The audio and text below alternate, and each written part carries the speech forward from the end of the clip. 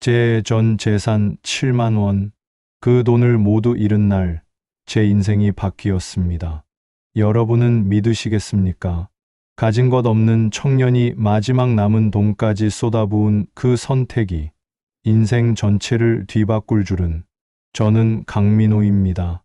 24살 지방국립대 간호학과 3학년이었습니다. 그때의 제 이야기를 들려드리려 합니다. 2023년 11월의 어느 저녁이었습니다. 저는 그날도 실습을 마치고 편의점 알바를 향해 달려가고 있었습니다. 주머니 속 지갑에는 딱 7만 원이 들어 있었습니다. 다음 주 월요일까지 버텨야 하는 돈이었습니다. 쌀이 떨어졌고 아버지 병원비 일부를 보태야 했고 버스비도 계산해야 했습니다. 7만 원. 누군가에겐 한 끼 식사값일 수도 있는 돈이지만 저에게는 일주일을 버티게 해줄 전부였습니다. 저희 아버지는 2년 전 뇌졸중으로 쓰러지셨습니다. 지금은 요양병원에 계십니다.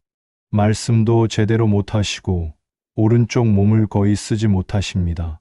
어머니는 새벽부터 저녁까지 시장에서 반찬 장사를 하십니다. 좁은 가게 앞에서 김치며 나물이며 팔아 생활비를 버십니다. 저는 간호학과에 다닙니다. 사람을 살리고 싶었습니다. 아버지처럼 갑자기 쓰러진 분들을 제 손으로 살릴 수 있다면 얼마나 좋을까 싶었습니다.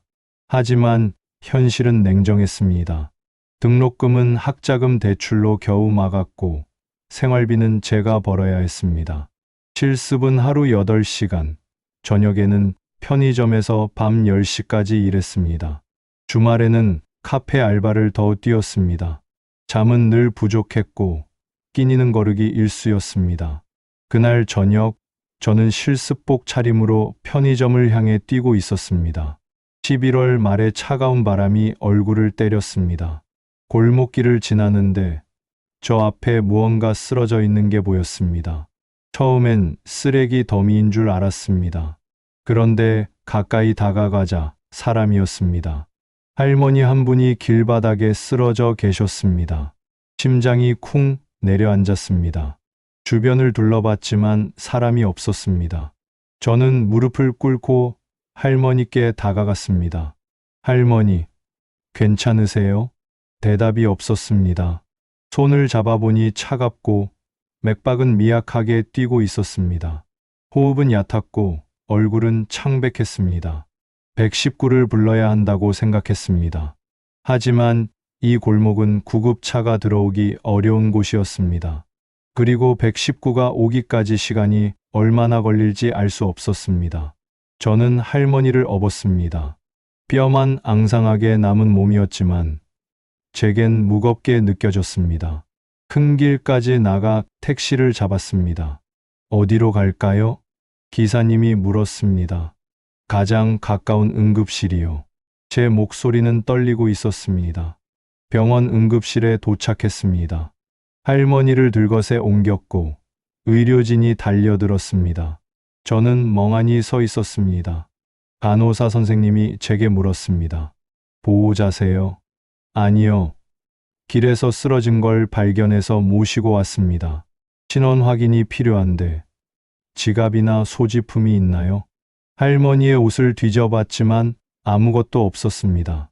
지갑도 핸드폰도 신분증도 없었습니다. 응급처치가 진행되는 동안 저는 대기실에 앉아 있었습니다. 손은 계속 떨렸습니다. 제가 조금이라도 늦게 발견했다면 어땠을까? 그런 생각이 머릿속을 떠나지 않았습니다. 1시간쯤 지났을까요? 의사 선생님이 나오셨습니다. 저혈당, 쇼크와 탈수 증세였습니다. 다행히 빨리 오셔서 큰 문제는 없습니다.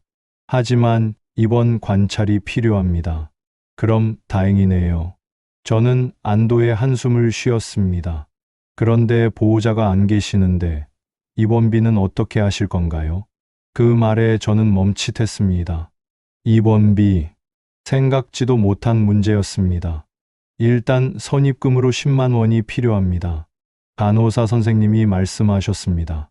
저는 주머니에서 지갑을 꺼냈습니다. 7만 원. 부족했습니다. 죄송한데 7만 원밖에 없는데요. 그럼 일단 이걸로 처리하고 나머지는 나중에 보충하셔도 됩니다. 고개를 끄덕였습니다. 지갑 속 돈을 모두 꺼내 건넸습니다. 그 순간 제 전 재산이 사라졌습니다. 병실로 올라갔습니다. 할머니는 링거를 맞으며 누워 계셨습니다. 조금 전보다는 얼굴에 핏기가 돌았습니다. 제가 들어가자 할머니가 천천히 눈을 뜨셨습니다. 여기가 어디요?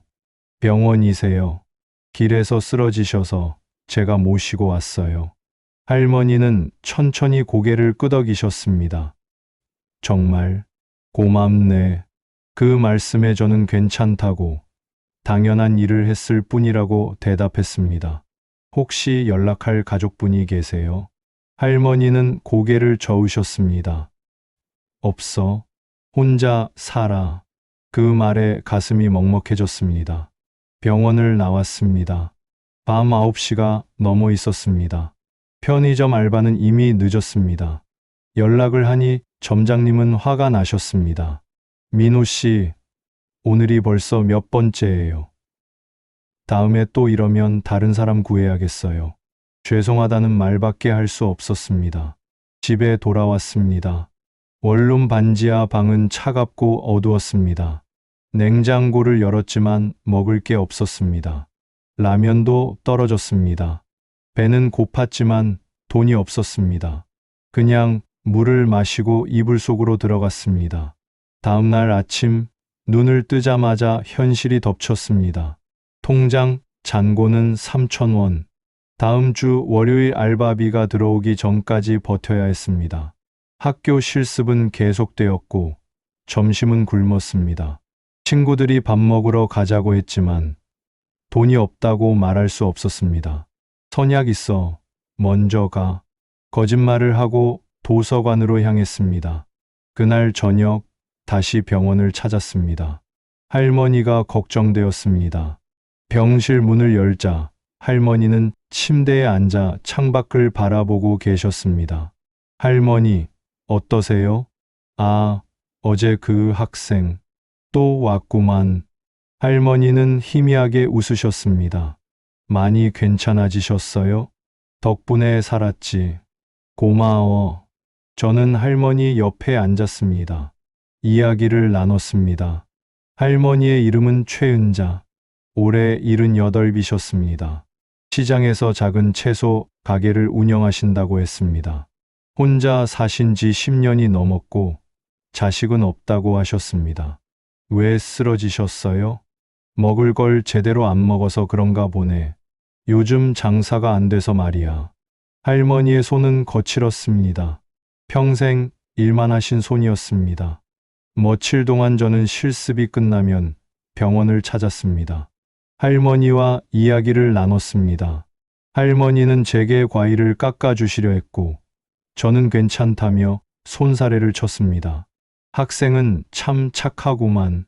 요즘 세상에 이런 젊은이가 어디 있나. 아니에요. 당연한 일을 했을 뿐이에요. 할머니는 제 손을 꼭 잡으셨습니다. 그 손이 따뜻했습니다. 나흘째 되던 날 할머니가 퇴원하셨습니다. 병원비는 제가 아르바이트비로 일부 보충했고 나머지는 병원에서 선처를 해주셨습니다. 할머니를 모시고 댁까지 갔습니다. 시장 뒤편 낡은 다세대 주택이었습니다. 좁은 계단을 올라 2층 방으로 들어갔습니다. 방은 작고 낡았지만 정갈했습니다. 여기까지 와줘서 고맙네. 천천히 쉬세요, 할머니. 몸조리 잘하셔야 해요. 할머니는 고개를 끄덕이셨습니다. 그날 밤 집으로 돌아오는 길에 문득 생각했습니다. 제가 한 일이 옳은 일이었을까? 7만 원은 제게 큰 돈이었습니다. 그 돈 때문에 일주일을 굶다시피 했습니다. 알바도 잘릴 위기였습니다. 어머니께 병원비를 보태드리지도 못했습니다. 며칠 뒤 결국 편의점 점장님께 연락이 왔습니다. 민호 씨, 미안한데 다른 사람 구했어요. 다음 주부터 안 나와도 돼요. 예상했던 일이었지만 막상 들으니 막막했습니다. 생활비를 벌 길이 하나 사라진 것입니다. 저는 다시 구인 광고를 뒤졌습니다. 하지만 실습 시간과 맞는 알바를 구하기란 쉽지 않았습니다. 어머니께 전화가 왔습니다. 민호야, 밥은 먹고 다니니? 네, 엄마, 잘 먹고 있어요. 거짓말이었습니다. 아버지 병원비가 또 밀렸다는데 이번 달은 좀 어렵구나. 엄마, 제가 조금 보탤게요. 내가 무슨 돈이 있다고. 너나 잘 챙겨 먹어라. 전화를 끊고 나서 눈물이 났습니다. 일주일이 지났습니다. 새 알바를 구하지 못했습니다. 통장은 바닥났고 쌀도 떨어졌습니다. 학교 구내 식당에서 친구에게 밥을 얻어먹었습니다. 민호야, 요즘 왜 이래? 돈 없어? 아니야. 그냥 입맛이 없어서. 또 거짓말을 했습니다. 그러던 어느 날 할머니께 연락이 왔습니다. 학생, 시간 되면 한번 들러. 줄 게 있어. 저는 시장으로 향했습니다. 할머니의 채소 가게는 시장 한 구석에 있었습니다. 좁은 평상 위에 시든 채소 몇 가지가 놓여 있었습니다. 할머니, 몸은 좀 어때요? 덕분에 괜찮아. 이것 좀 가져가. 할머니는 봉투 하나를 건네셨습니다. 안에는 김치와 반찬이 들어 있었습니다. 할머니, 이건 제가 받을 수 없어요. 받아. 내가 날 살렸는데 이것도 못 받겠다고? 할머니의 눈빛은 단호했습니다.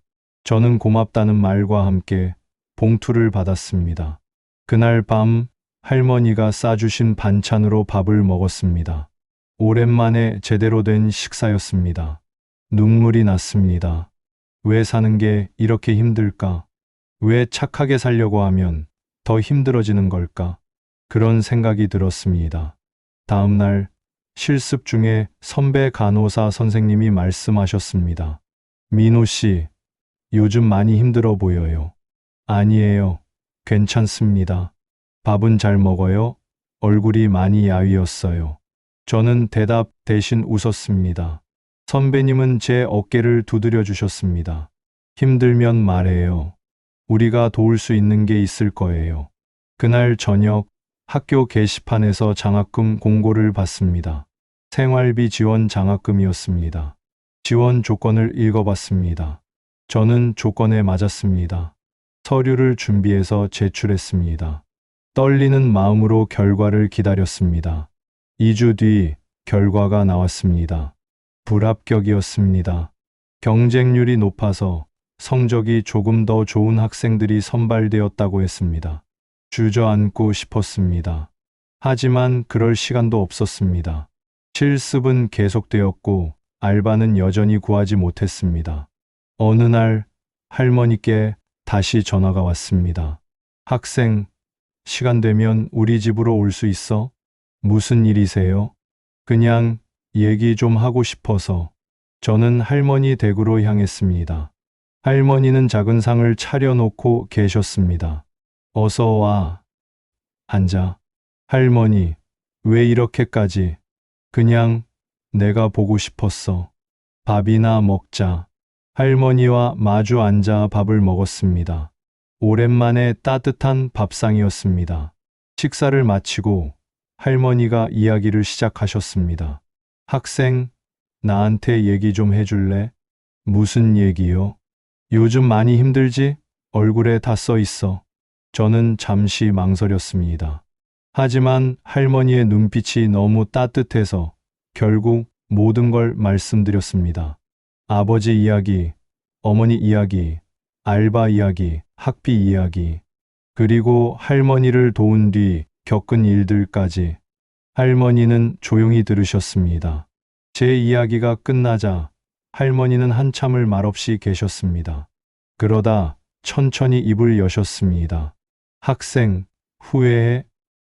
뭐려? 나를 도운 거 후회하지 않아. 저는 고개를 저었습니다. 아니요. 후회 안 해요. 다시 그 상황이 와도 똑같이 할 거예요. 할머니의 눈에 눈물이 고였습니다. 고마워. 정말 고마워. 그날 이후 할머니와 자주 만났습니다. 할머니는 제게 밥을 챙겨주셨고, 저는 할머니 심부름을 도와드렸습니다. 시장에서 무거운 물건을 나르거나 청소를 도와드렸습니다. 할머니는 항상 고맙다고 하셨지만, 정작 고마운 건 저였습니다. 12월이 되었습니다. 겨울은 더 추웠고, 제 사정은 나아지지 않았습니다. 등록금 대출 이자가 밀렸고, 다음 학기 등록이 불가능할 수도 있다는 통보를 받았습니다. 절망적이었습니다. 그러던 어느 날 할머니께 급하게 연락이 왔습니다. 학생, 내일 시간 돼. 꼭 좀 만나자. 네, 할머니. 무슨 일이세요? 내일 보면 알아. 다음 날 할머니 댁으로 갔습니다. 문을 열자 할머니 혼자 계시지 않았습니다. 정장 차림의 중년 남성 두 분이 앉아 계셨습니다. 어서 와, 앉아. 할머니가 말씀하셨습니다. 저는 어리둥절한 채로 자리에 앉았습니다. 할머니가 입을 여셨습니다. 학생, 사실 나는 내가 아는 것처럼 그냥 평범한 할머니가 아니야. 네, 내 남편은 이 지역에서 중견기업을 일군 사람이었어. 20년 전에 세상을 떠났지. 저는 할 말을 잃었습니다. 남편이 떠난 뒤 나는 조용히 살고 싶었어. 그래서 시장에서 작은 장사를 하며 지냈지. 할머니는 잠시 말을 멈췄다가 이어갔습니다. 하지만 남편이 남긴 재산은 꽤 있었어. 나는 그 돈으로 조용히 사람들을 도와왔지. 장학금도 주고 어려운 이웃도 돕고. 할머니는 제 손을 잡으셨습니다. 그런데 너를 만났어. 자기 전 재산을 쏟아부어 나를 살린 젊은이를. 할머니, 나는 내가 궁금했어. 그래서 너를 지켜봤어. 그리고 확인했지. 내가 진짜 착한 사람이라는 걸. 할머니의 눈에서 눈물이 흘렀습니다. 이 사람들은 우리 재단 관계자들이야. 나는 내게 장학금을 주고 싶어. 내가 꿈을 포기하지 않고 끝까지 공부할 수 있게. 저는 믿을 수 없었습니다. 할머니, 저는 그럴 자격은 충분해. 내가 한 일이 그걸 증명했어. 옆에 앉아 있던 분이 서류를 건넸습니다. 강민호 학생, 저희 재단에서 전액 장학금과 생활비를 지원하기로 했습니다. 졸업할 때까지요. 눈물이 쏟아졌습니다. 참을 수 없었습니다. 그리고 하나 더. 할머니가 말씀하셨습니다. 우리 재단에서 운영하는 요양병원이 있어. 내 아버지를 그곳으로 모시도록 하자. 비용은 걱정하지 마. 할머니, 더 이상 말을 잇지 못했습니다. 할머니는 제 머리를 쓰다듬으셨습니다. 울지 마. 이건 내가 받아 마땅한 거야. 그날 이후 제 인생이 바뀌었습니다. 장학금 덕분에 학업에 집중할 수 있었습니다. 아버지는 좋은 병원으로 옮기셨고, 어머니는 장사를 조금 줄이실 수 있었습니다. 저는 실습에서 좋은 평가를 받았고, 졸업 후 대학병원에 취직할 수 있었습니다. 할머니는 그 후로도 저를 자주 불러주셨습니다. 밥을 함께 먹고 이야기를 나눴습니다. 할머니는 말씀하셨습니다. 학생, 나는 평생 돈을 모았어. 그런데 나이가 들고 보니 가진 게 많다고 행복한 게 아니더라. 할머니, 진짜 행복은 나눌 때 느껴지는 거야. 내가 그걸 가르쳐 줬어. 2년이 흘렀습니다. 저는 간호사가 되었고 응급실에서 일했습니다. 매일 쓰러진 사람들을 살렸습니다. 그때마다 할머니를 처음 만난 그날이 생각났습니다. 할머니는 여전히 건강하셨습니다.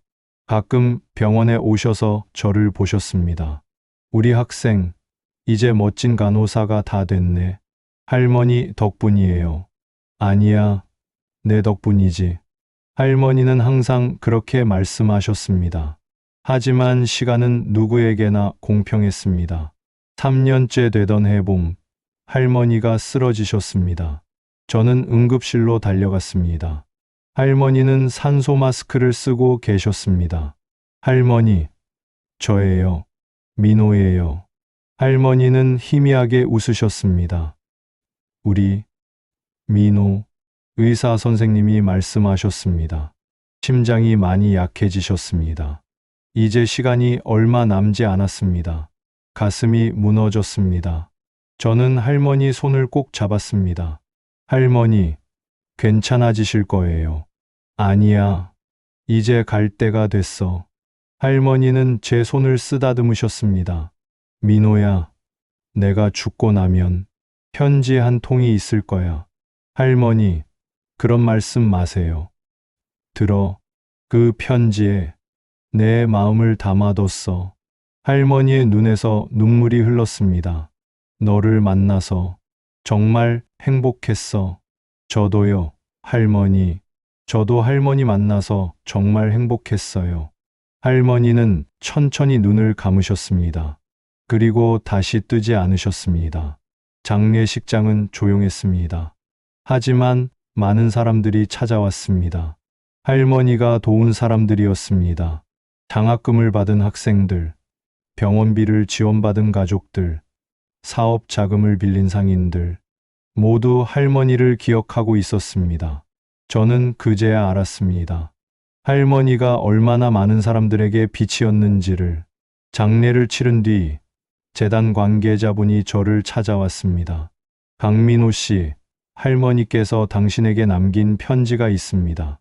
봉투를 건네받았습니다. 손이 떨렸습니다. 집으로 돌아와 편지를 펼쳤습니다. 할머니의 글씨였습니다. 떨리는 손으로 읽기 시작했습니다.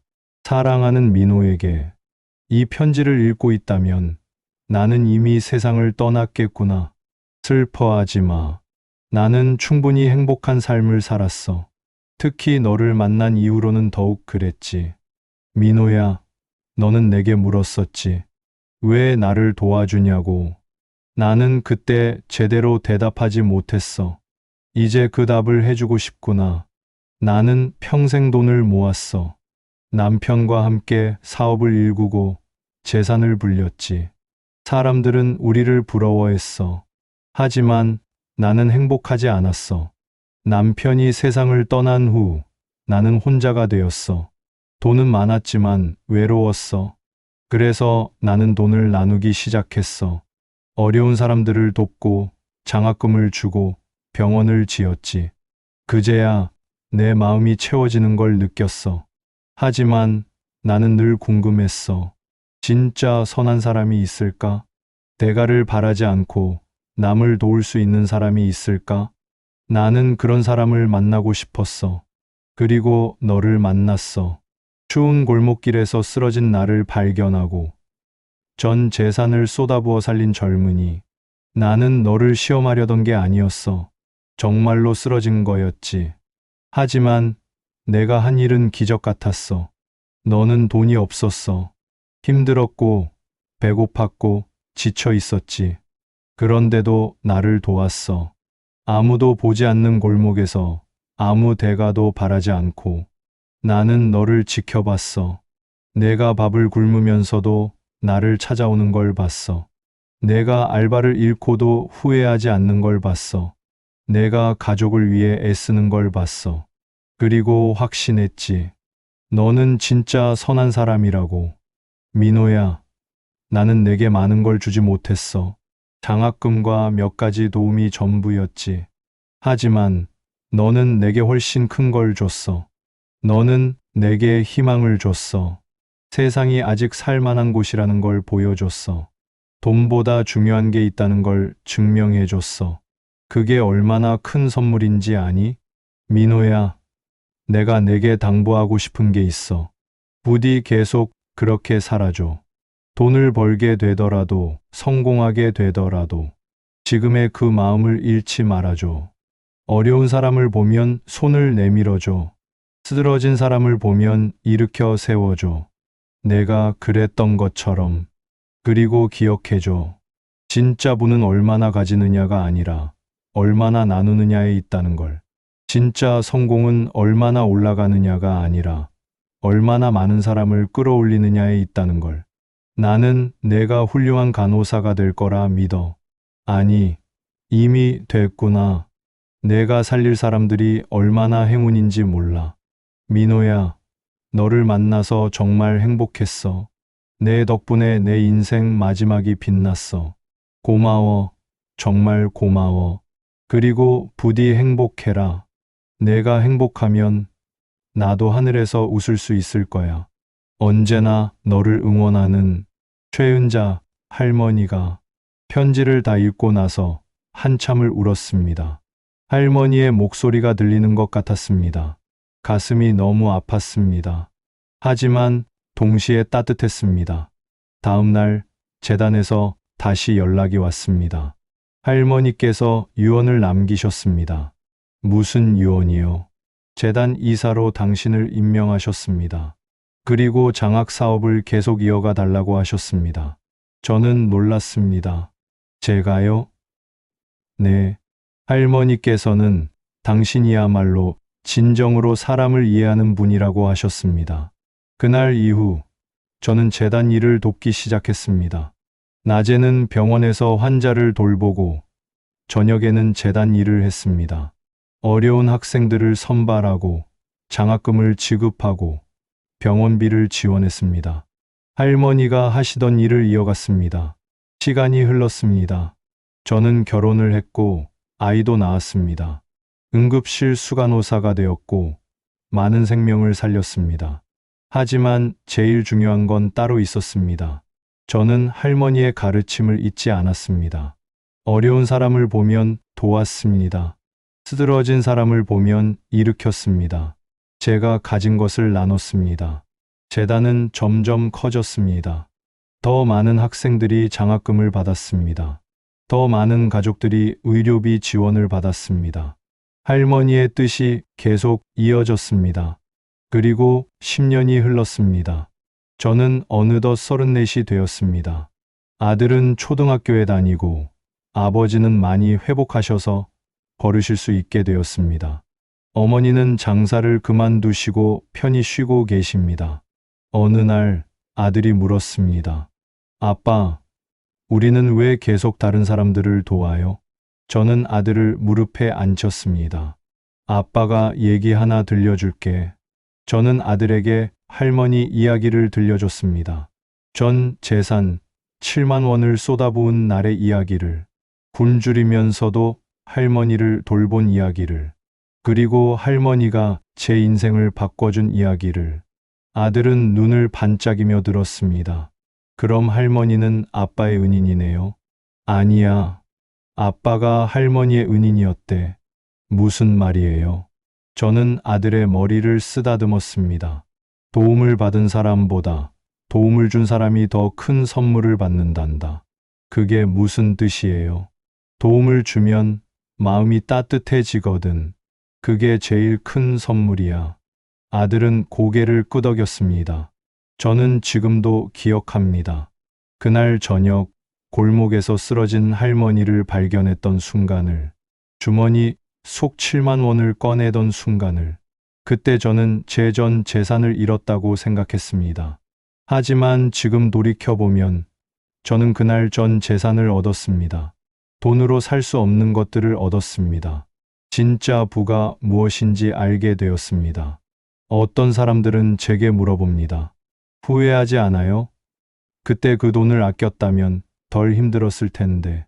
저는 고개를 젓습니다. 아니요. 그날이 제 인생 최고의 날이었어요. 할머니는 항상 말씀하셨습니다. 씨앗을 심으면 나무가 자라는 법이야. 저는 그날 씨앗을 심었습니다. 7만 원짜리 작은 씨앗이었습니다. 하지만 그 씨앗은 큰 나무가 되었습니다. 그 나무 아래서 많은 사람들이 쉬었습니다. 그늘을 얻었고 열매를 얻었고 희망을 얻었습니다. 저도 그 나무 아래 있습니다. 할머니도 그 나무 아래에 계십니다. 지금도 저는 재단 일을 합니다. 어려운 학생들을 만나면 제 이야기를 들려줍니다. 그리고 말합니다. 포기하지 마세요. 당신의 착함이 언젠가 빛을 볼 겁니다. 어떤 학생은 묻습니다. 선생님, 착하게 살면 정말 잘 될까요? 저는 대답합니다. 잘 되고 안 되고가 중요한 게 아니에요. 착하게 사는 게 이미 잘 사는 거예요. 세상은 여전히 힘듭니다. 돈이 부족하고 미래가 불안하고 경쟁은 치열합니다. 하지만 저는 믿습니다. 선함은 결코 헛되지 않다는 것을. 할머니는 돌아가시기 전에 말씀하셨습니다. 민호야, 세상을 바꾸려면 거창한 일을 할 필요 없어. 그럼 뭘 해야 해요? 그냥 내 앞에 쓰러진 사람을 일으켜 세우면 돼. 그것만으로도 충분해. 저는 그 말을 가슴에 새겼습니다. 매일 아침 병원에 출근하면서 저는 다짐합니다. 오늘도 누군가를 일으켜 세우겠다고. 오늘도 누군가에게 빛이 되겠다고. 지난주에 응급실에 젊은 청년이 실려왔습니다. 교통사고였습니다. 옆에는 그의 어머니가 울고 계셨습니다. 선생님, 우리 아들 살릴 수 있죠? 저는 어머니의 손을 잡았습니다. 최선을 다하겠습니다. 그리고 응급실로 뛰어들어갔습니다. 수술은 5시간이 걸렸습니다. 힘들었지만 포기하지 않았습니다. 청년은 살았습니다. 수술이 끝나고 어머니께 말씀드렸습니다. 아드님 괜찮습니다.